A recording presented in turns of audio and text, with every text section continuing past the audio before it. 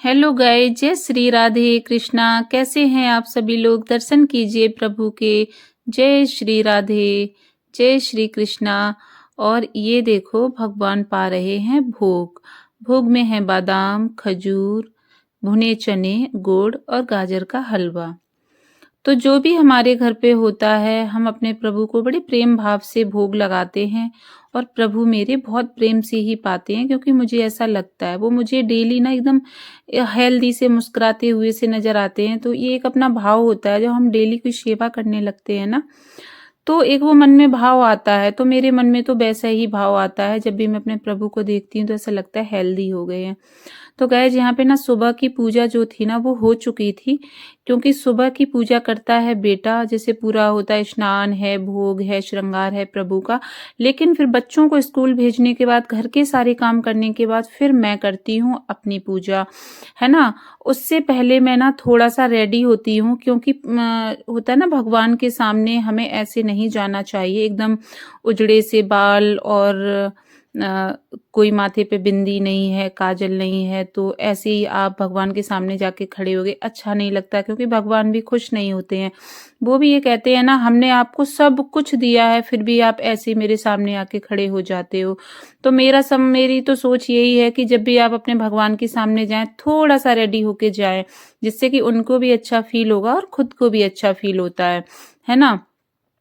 क्योंकि हम जो गृहिणियाँ होती हैं ना, पूरा दिन घर के कामों में इतना व्यस्त रहते हैं ना, कि हम अपने लिए ना बिल्कुल भी टाइम नहीं निकाल पाते हैं।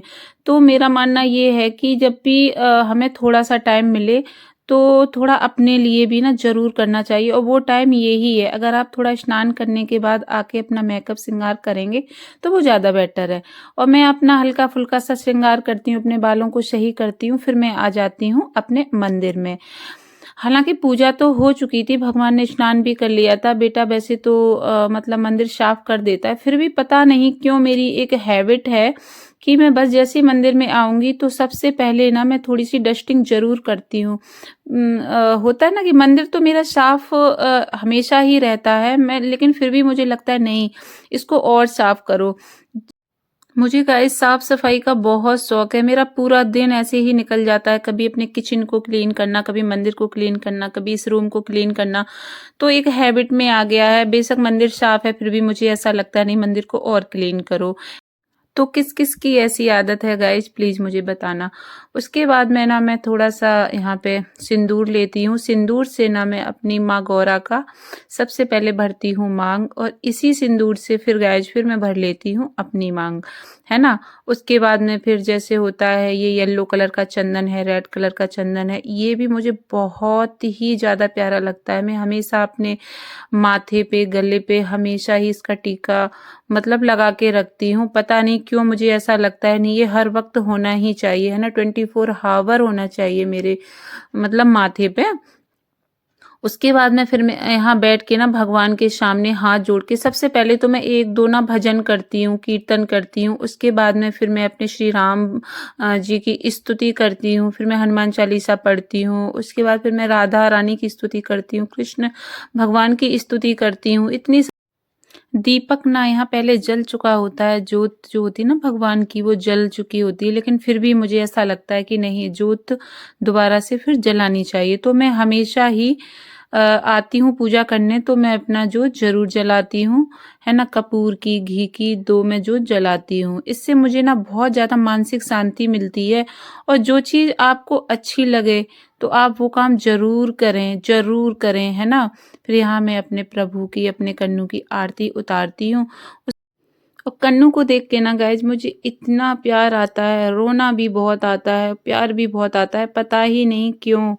एक मतलब जब भी मैं इनको देखती हूँ तो एकदम अंदर से ना फीलिंग कुछ अलग ही होती है, वो मैं आप लोगों को बता नहीं सकती हूँ कैसी फीलिंग होती है। मतलब रोना भी आता है, प्यार भी आता है बहुत ज़्यादा।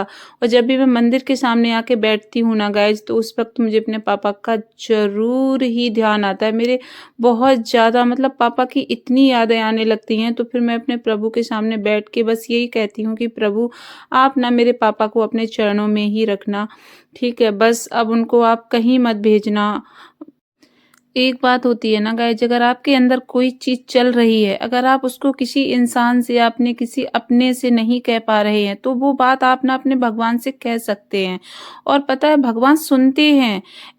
मेरे साथ तो ऐसा कई बार हुआ कि जब भी मैंने उनसे रो के कुछ बोला है तो वो हुआ है मेरे साथ। तो बस जब से मुझे इन पे ना बहुत ज़्यादा भरोसा है, तो मेरा कोई भी सुख होता है, दुःख होता है, मैं किसी से भी नहीं कहती हूँ गाइस, किसी से भी, क्योंकि मैंने सबसे कह के देख लिया, सब रिश्तेदारों को, अपनों को, दोस्तों को, गाइस कोई नहीं होता किसी का, बस अपने तो सिर्फ होते हैं, है ना प्रभु। बस तो मैं अपना जो भी सुख दुःख होता है ना, मैं सिर्फ अपने कन्नू से कहती हूँ। और यहाँ मुझे बहुत शांति मिलती है बोल के, ऐसा लगता है हाँ कुछ हल्कापन सा हो गया है और कन्नू ने मेरी सारी बात सुन ली है। तो बस मेरा तो यही रूटीन है। फिर मैं अपना यहाँ पे थोड़ा सा राधा राधा नाम मतलब लिखती हूँ, फिर मैं अपना थोड़ा जाप भी करती हूँ, क्योंकि गाइस जिन घरों में छोटे बच्चे होते हैं ना, वहाँ तो गाइस टाइम की सबसे बड़ी प्रॉब्लम होती है, और वो ही प्रॉब्लम मेरे साथ भी है। लेकिन मैं अपने दिन की जो स्टार्टिंग होती है ना, शुरुआत, वो मैं बहुत अच्छे से करती हूँ, इसलिए ना मेरा जो है ना सारे काम आसानी से हो जाते हैं, है ना। क्योंकि सुबह जल्दी उठना, फिर बच्चों के उठने से पहले घर के सारे काम करना, फिर उसके बाद में बच्चों को स्कूल भेजना।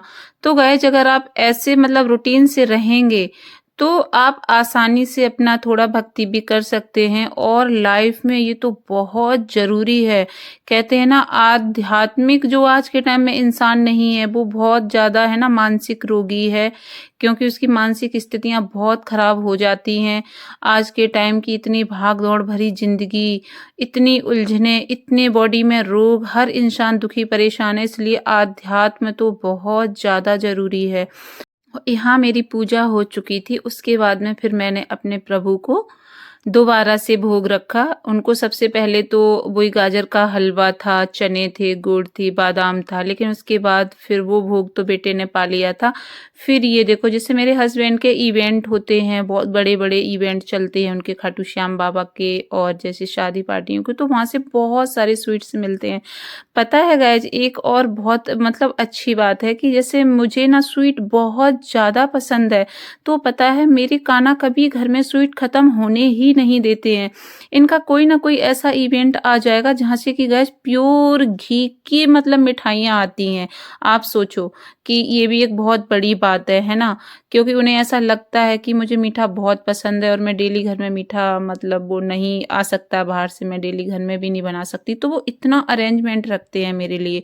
तो ये छोटी-छोटी बातें हैं, मतलब ये देखने में तो छोटी बातें हैं, लेकिन ये बहुत बड़ी बात है कि मुझे इतना पसंद है स्वीट, तो वो कभी घर में ख़त्म ही नहीं होने देते हैं। खुद वो मतलब हम भी पाते हैं, वो भी पाते हैं, तो एकदम बड़ा अच्छा-सा फ़ील होता है।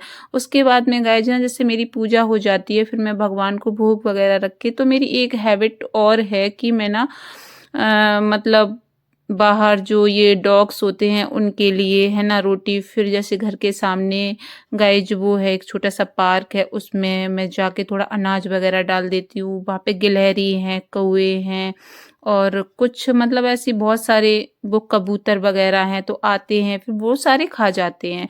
और पानी लेके जाती हूँ तो उसमें मैं पानी भी भर देती हूँ, जो भगवान के स्नान का पानी होता है वो भी मैं वहाँ जाके डाले आती हूँ।